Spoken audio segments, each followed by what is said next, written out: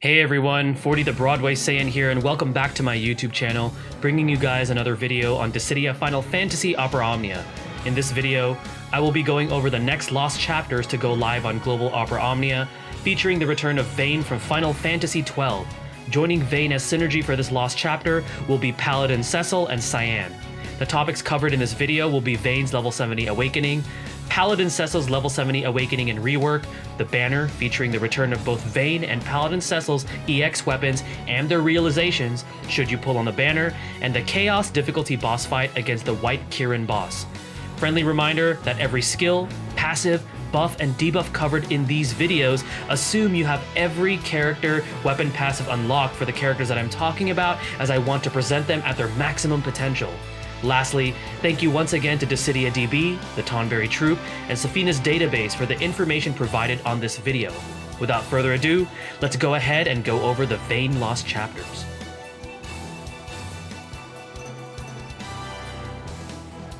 Vayne only receives a level 70 awakening with his lost chapters. This awakening unlocks his C65 ability called Buff Keep Savat, which is a 2-hit non-elemental melee single target brave plus single target HP attack with a 150% brave damage potency, grants 15% attack increase for 3 turns, and extends the duration of Vayne's own active buffs by 1 turn. His C68 passive increases the party's attack and max brave by 10%. While these may seem like minor upgrades, Vayne was already a powerhouse at his initial release with his amazing longevity, free turns, constant damage, and enemy turn manipulation. Recommended artifact passives for Vayne are Attack plus 108 and Imperial Console Boost 2-star.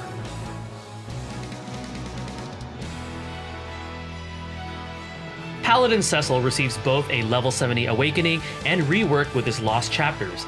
His level 70 awakening unlocks his C65 ability called Light Enchant All, which grants the party a 10% attack increase and a 20% Holy Brave effect for 5 turns.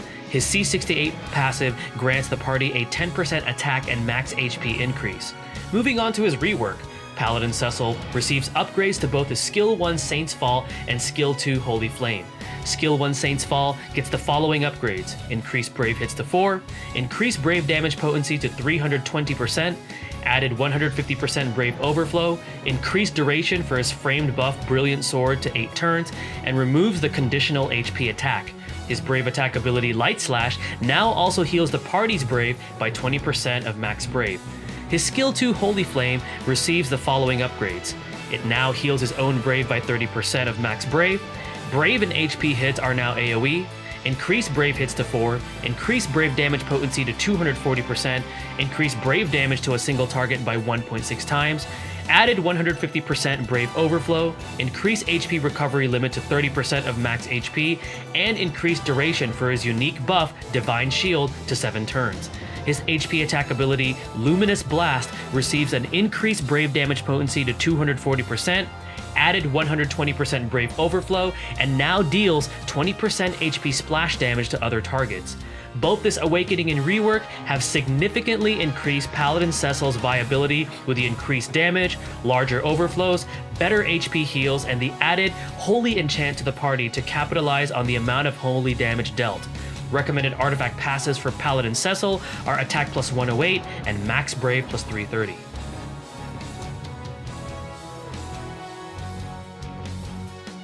Vayne's Lost Chapters features a banner with the return of all of Vayne and Paladin Cecil's weapons, including their EX weapons, and the return of Cyan's 15 and 35 CP weapons.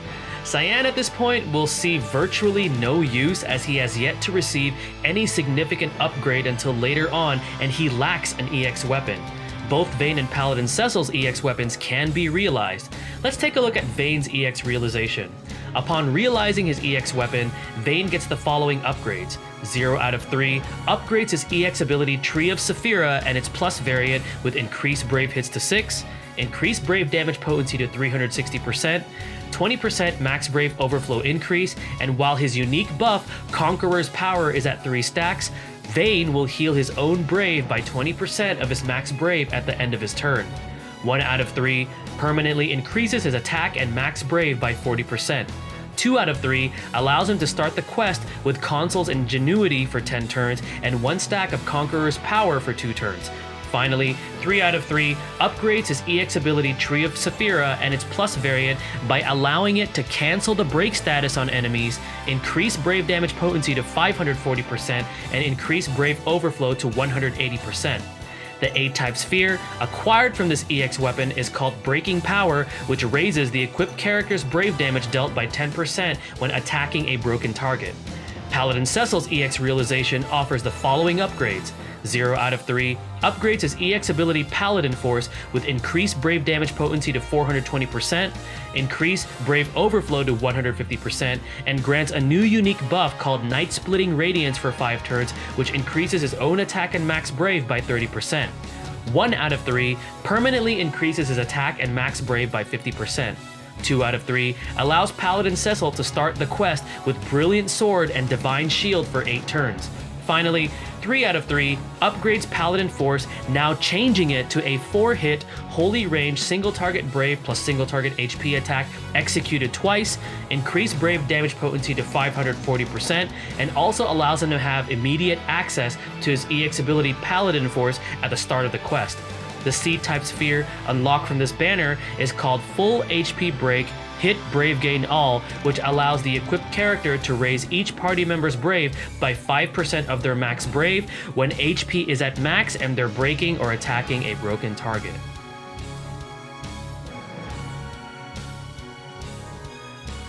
After seeing what these EX realizations have to offer, should you be investing on this banner with your hard-earned gems and tickets? Honestly, this is an excellent banner to pull on, especially if you did not get Vayne's weapons during its initial release. Vayne was one of the characters who was game-breaking for his time, and he comes back at full force with his realization, bumping him back up to one of the strongest characters for this Chaos era. Having access to his unique buffs at the start of the quest, a Brave battery at the end of his turn, increased damage and overflow, and the ability to re-break enemies gives this character even more value for your roster.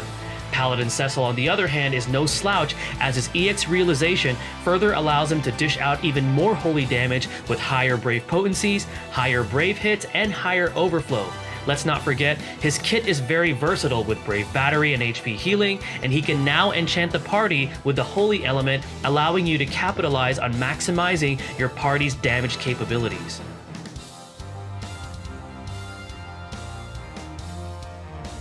Our last topic is going to be on the Chaos difficulty boss fight against the return of the White Kirin boss. This will be a singular boss fight, with the boss being immune to attack down and magic attack down. The boss is also weak to the Holy element and resistant to the Dark element. Its main gimmick is its various ways to take consecutive turns after using an ability. It will generally use a Brave ability, followed by either a single target HP attack or AoE HP attack. Since this is a single target boss fight, the delay strategy can work very well. Taking characters such as Setzer, Ishtola, Aranea, and Vayne are ideal to keep the boss's turns at bay. Zac is an amazing tank to bring to handle a majority of the damage the boss will deal.